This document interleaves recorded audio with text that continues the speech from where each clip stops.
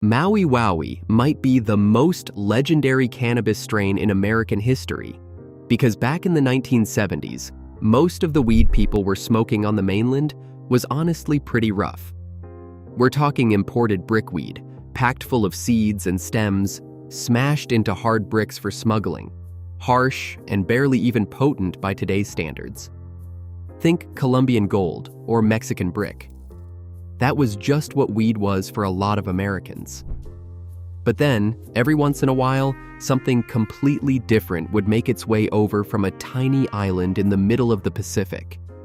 It was weed that was bright green, sweet, smelled like tropical fruit, and hit you with this clean, euphoric, sunshine kind of high. It was so much better than anything else around that people could hardly believe it even came from the same plant. This is the story of how one Hawaiian strain became the most envied weed in America. So, to really understand why it was so different, you have to understand where it came from.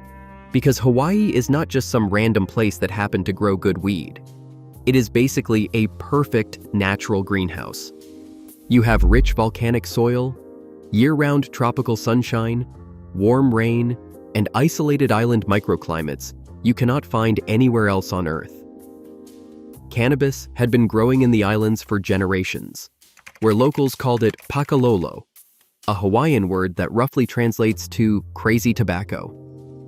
Over time, each island developed its own legendary strains.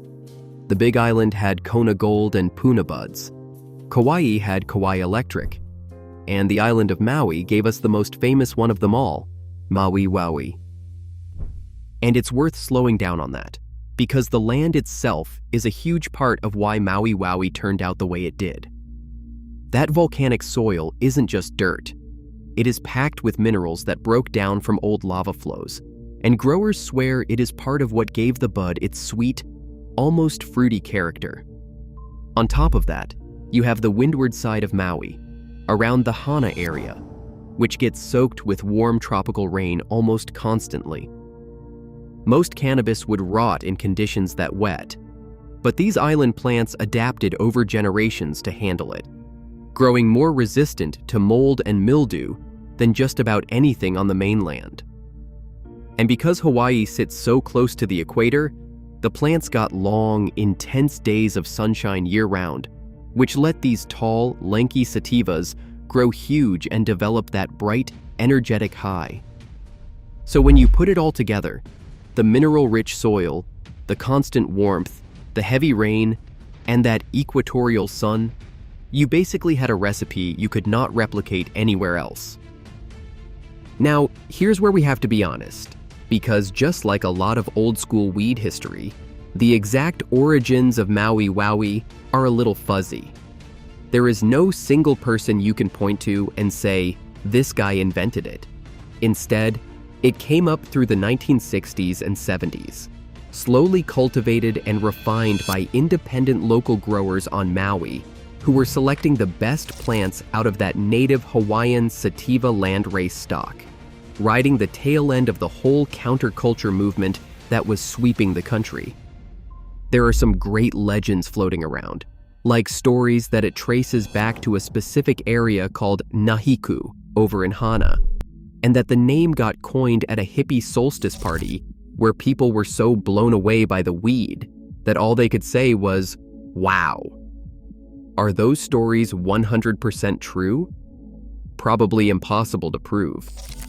But the heart of them definitely is, because when this stuff hit, the only reaction anybody had was, wow. And that is literally how it got its name.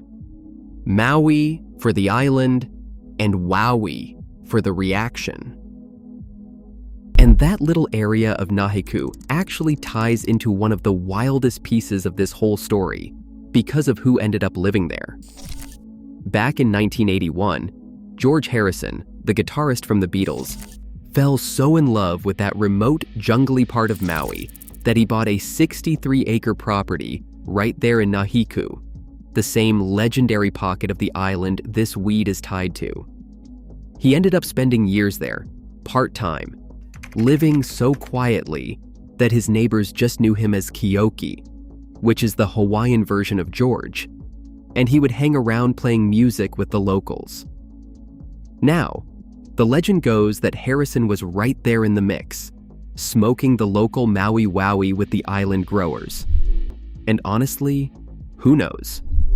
That part is just a fun story nobody can really prove. But here is what is actually documented, that one of the most famous musicians on the entire planet was so captivated by this exact corner of Maui that he made it his home. So even if the smoking part is just folklore, the fact that a beetle chose to live in the spiritual home of Maui Wowie tells you everything you need to know about the kind of magic people felt in that place. And that reaction is the whole key to this story. Because remember what we said about mainland weed at the time. In the late 1970s, around 70% of all the cannabis in America was imported, mostly that low-grade Mexican and Colombian brickweed. It was weak, it was seedy, and it was harsh. So when a clean, seedless, Sinsemilla-style bud like Maui Wowie showed up, it completely blew people's minds. Grown right on American soil with way more potency and a flavor nobody had ever tasted, this was some of the best weed in the entire country, and everyone on the mainland wanted it. The problem was, it was coming from a tiny island thousands of miles out in the ocean, so it was exotic, it was rare, and it was hard to get your hands on. That combination, incredible quality plus that hard-to-get island mystique, is exactly what made the mainland so jealous. Maui Wowie wasn't just good weed, it was the best weed and really hard to get. So let's talk about what it actually is. Maui Wowie is a sativa, descended from those tropical Hawaiian landrace plants, and it's pretty much the textbook island sativa. The buds are light, lime green, a little airy, and frosty, with bright orange hairs running through them. The smell and taste are exactly what you'd expect from Hawaii.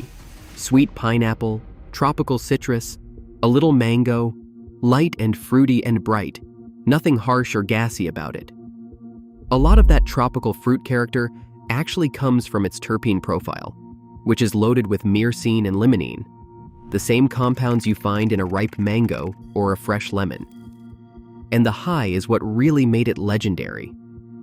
It's an uplifting, energetic, creative, happy kind of buzz, the perfect daytime high that makes you want to go do something, not melt into the couch.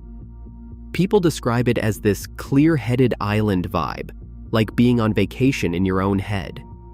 By modern standards, the THC levels are pretty moderate, usually landing somewhere around 15 to 20%. But back in its era, when everything else was weak, that was seriously strong. Maui Wowie did not just stay a local secret. The name blew up and became a genuine piece of pop culture. It got referenced on Saturday Night Live all the way back in 1977. Then the very next year, it got immortalized in the classic stoner comedy Up in Smoke, with Cheech and Chong delivering that famous line, mostly Maui Wowie man, but it's got some Labrador in it. Maui Wowie became the name you dropped when you wanted to brag about having the best, most exotic tropical weed around. And the legend never really died. Decades later, in 2008, the rapper Kid Cudi dropped a song literally called Maui Wowie.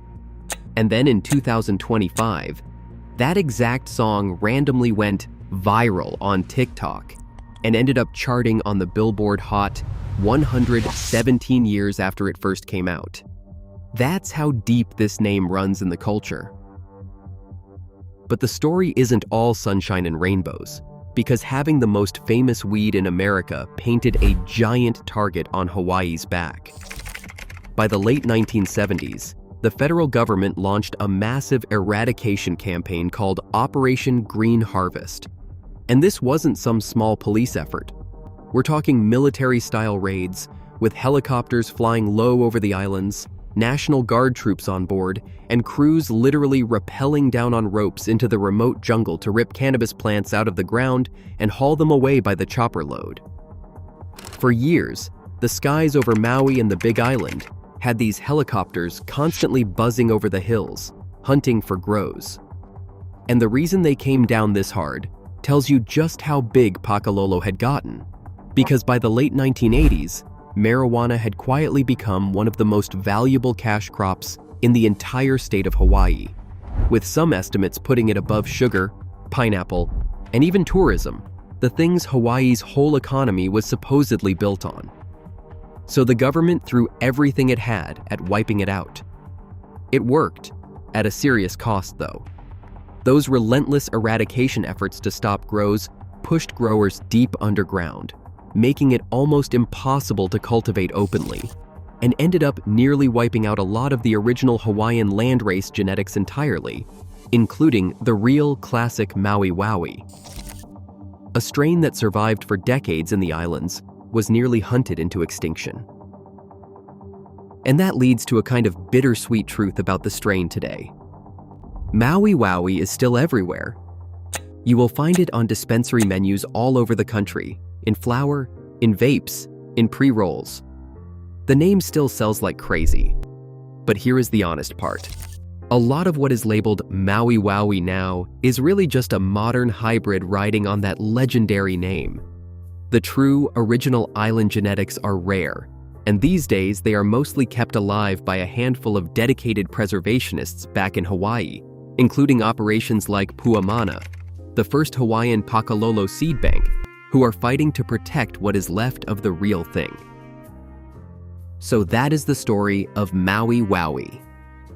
A strain born from volcanic soil and island sunshine that was so good, it made an entire country jealous back when good weed was almost impossible to find. It became a household name, a pop culture icon, and the symbol of an entire era of cannabis. It is proof that sometimes the most legendary things do not come from a lab or a big operation. They come from a little island in the middle of the ocean, where the conditions just happened to be perfect.